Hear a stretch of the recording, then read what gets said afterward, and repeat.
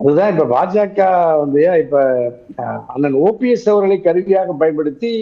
பாஜக இங்கு கால் ஊன்றுவதற்கும் அண்ணா திராவிட முன்னேற்ற கழகத்தை வலிமை இழக்க செய்யவும் ம், 3 முறை புரட்சி தலைவர் அம்மாவின் பேரன்பை பெற்று முதல்வர் பொறுப்பில் இருந்து ம், அண்ணா திராவிட முன்னேற்ற கழகத்தின் தொண்டர்களின் பெருநம்பிக்கையை பெற்று விசுவாசத்துக்கும் நன்றிக்கும் நிர்வாக திறமைக்கும் பெயர் பெற்ற அண்ணன் ஓபிஎஸ் பாஜகவை எப்பொழுது அவர் நம்பி சின்னம்மா அவர்களிடம் அதிகாரத்தை கைமாற்றுவதற்கு தடுமாறினாரோ அப்பொழுது பாஜகவின் அறிவுரையை பெற்று சில நடவடிக்கைகளை எடுத்த காலத்திலிருந்து பாஜகவை அண்ணன் ஓபிஎஸ் முழுமையாக நம்பினார். ஆனால் பாஜக சின்னம்மா அவர்களை பலகீனப்படுத்துவதற்கு துணை நின்றதை போல, டிடிவி அவர்களை வெளியேற்றி துணை நின்றதை போல, அண்ணன் ஓபிஎஸ் அவர்கள் எவ்வளவு பெருநம்பிக்கையோடு பாஜக தொண்டர்களை விட அண்ணன் ஓபிஎஸ் பாஜகவை நம்பினார். பாஜகவை நம்பி தன்னுடைய கட்சியில் அதை ஒழுங்குபடுத்துவதற்கு முயன்ற அண்ணன் ஓபிஎஸ் இப்பொழுது ஒரு பலகீனமான சூழ்நிலையில் எடப்பாடியோடு இணைந்து கொண்டு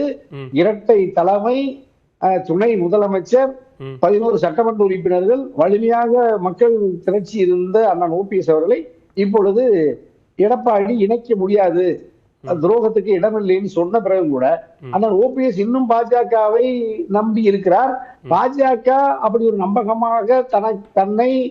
ஒரு ஒரு வலுவான இடத்திற்கு நியாயமாக அண்ணா திராவிட முன்னேற்ற கழகத்தில் தனக்கு கிடைக்க வேண்டிய இடத்தை பாஜகவும் எடப்பாடியோடு சேர்ந்து கொண்டு கரம் கோர்த்து கொண்டுதான் அண்ணன் ஓபிஎஸ் அவர்களை பலகீனப்படுத்துகிறது.